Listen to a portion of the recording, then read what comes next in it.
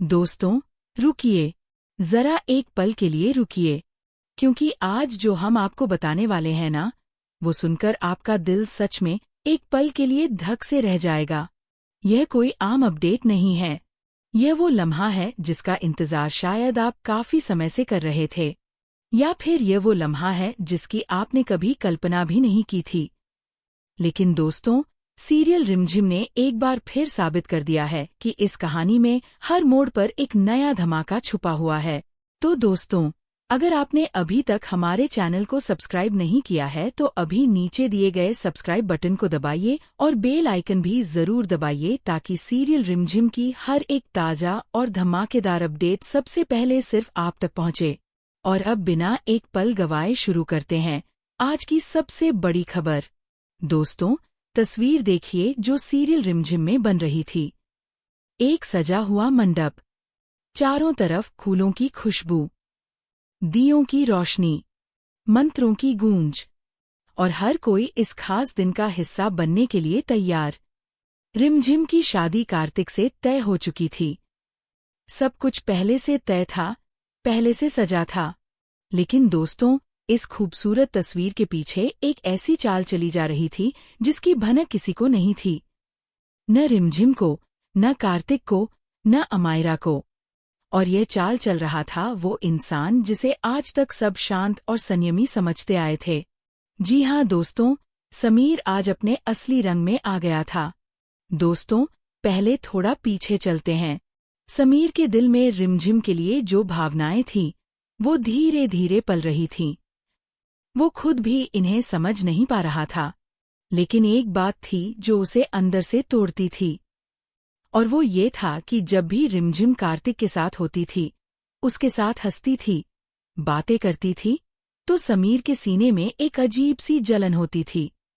यह जलन प्यार की थी या अहंकार की, ये तो समीर भी नहीं जानता था। लेकिन इतना जरूर था कि जब रिमझिम किसी और के करीब होती थी तो समीर के अंदर एक बेचैनी जन्म लेती थी, एक इनसिक्योरिटी, एक बेकरारी, जैसे कोई उसकी अपनी चीज उससे छीन रहा हो। हालांकि दोस्तों, रिमझिम कभी उसकी थी ही नहीं।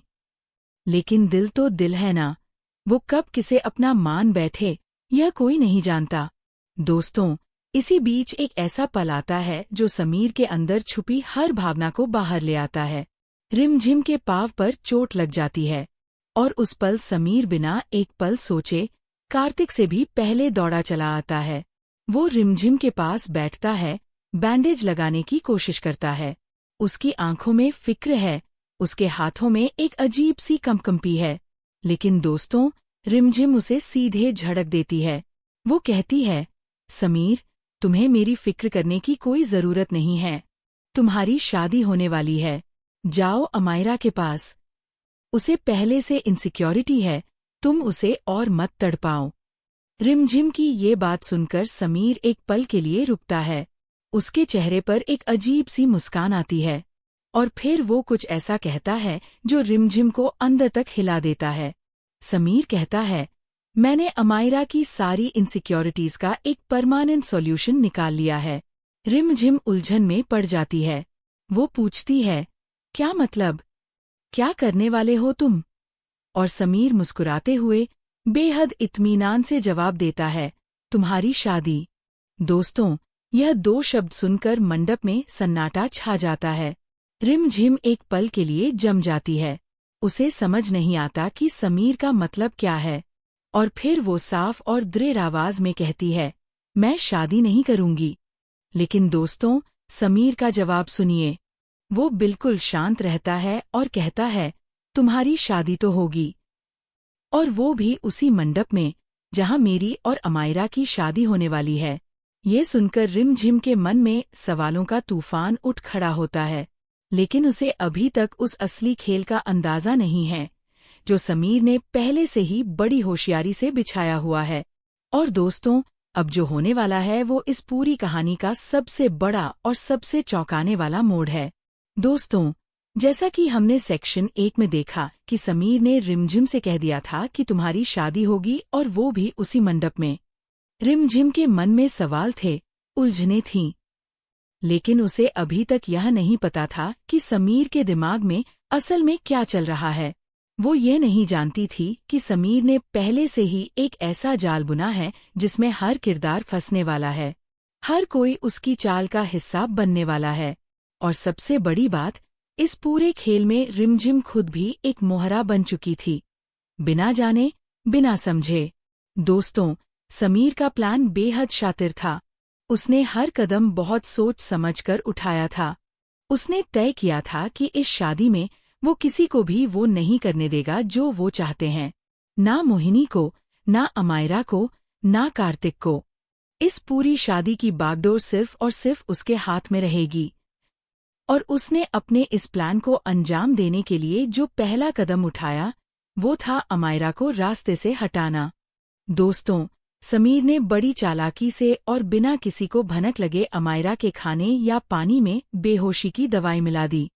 यह काम उसने इतनी सफाई से किया कि घर में मौजूद किसी को भी शक तक नहीं हुआ।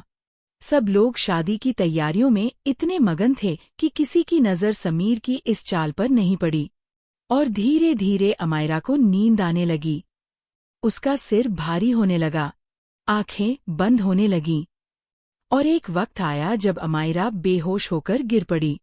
उसे ये भी नहीं पता था कि ये कोई बीमारी नहीं है, यह उसी इंसान की चाल है जिसे वो अपना सब कुछ मानती थी, जिस पर उसने आंख मूंद कर भरोसा किया था। दोस्तों, यह देखकर दिल में एक अजीब सी कसक होती है। अमायरा चाहे जो भी हो, चाहे उसने रिमझिम के साथ कितना भी बुरा किया हो, लेकिन उसके साथ जो हो रहा था वो भी बेहद दर्दनाक था। और यही इस कहानी की सबसे बड़ी खूबी है कि यहाँ हर किरदार का दर्द असली है। दोस्तों, अमायरा के रास्ते से हटने के बाद समीर का दूसरा कदम था कार्तिक को उलझाए रखना। समीर कार्तिक के पास गया और बड़े इत्मीनान से बोला, कार्तिक भाई, पहले मेरी और अमायरा की शादी होगी। तुम अभी आराम से तैयार होते रहो। जब तुम्हारी बारी आएगी तो हम तुम्हें बुला लेंगे। और दोस्तों, कार्तिक बेचारा इस बात पर यकीन कर लेता है। वो अपने कमरे में जाकर तैयार होने लगता है। वो इंतजार करता रहा। मिनट बीतते रहे, वक्त गुजरता रहा, लेकिन उसे क्या पता था कि जिस शादी का वो इंतजार कर रहा है, वो शादी तो उससे पहले ही छिन चुकी है। दोस्तों, कार्तिक की ये बेखबरी देखकर दिल भर आता है। एक इंसान जो सच में रिमझिम से प्यार करता था, जिसके सपनों में रिमझिम थी, वो उस पल से बेखबर था जब उसकी जिंदगी का सबसे बड़ा सपना उससे चुराया जा रहा था। दोस्तों, और अब आता है वो पल जिसका जिक्र करते ही रोंगटे खड़े हो जाते हैं। मंडप सजा हुआ था। पंडित जी मंत्र पढ़ने के लिए तैयार थे। घर में रौनक थी। हर कोई खुश था। और उस मंडप में रिमझिम बैठी थी। उसे लग रहा था कि यह समीर और अमायरा की शादी का मंडप है और वो बस एक गवाह की तरह वहां बैठी है। लेकिन दोस्तों, जब उसके बगल में दूल्हे के कपड़े पहने कोई आकर बैठा, तो रिमझिम ने सोचा कि यह कार्तिक है। उसे जरा भी अंदाजा नहीं था कि उसके बगल में बैठा वो इंसान कार्तिक नहीं, बल्कि समीर था। पंडित जी ने मंत्र पढ़ने शुरू किए। फेरे होने लगे। 7 वचन लिए गए। और दोस्तों, उस पूरे वक्त रिमझिम बेखबर रही। उसे नहीं पता था कि यह फेरे उसे किसी और के साथ नहीं, बल्कि समीर के साथ बांध रहे हैं। और फिर आया वो सबसे बड़ा पल। वो पल जिसने इस पूरी कहानी को हमेशा के लिए बदल दिया। समीर ने धीरे से अपना हाथ उठाया और रिमझिम की मांग में अपने नाम का सिंदूर भर दिया। दोस्तों, वो एक पल, वो एक लम्हा, जिसमें कोई शोर नहीं था, कोई नाटक नहीं था,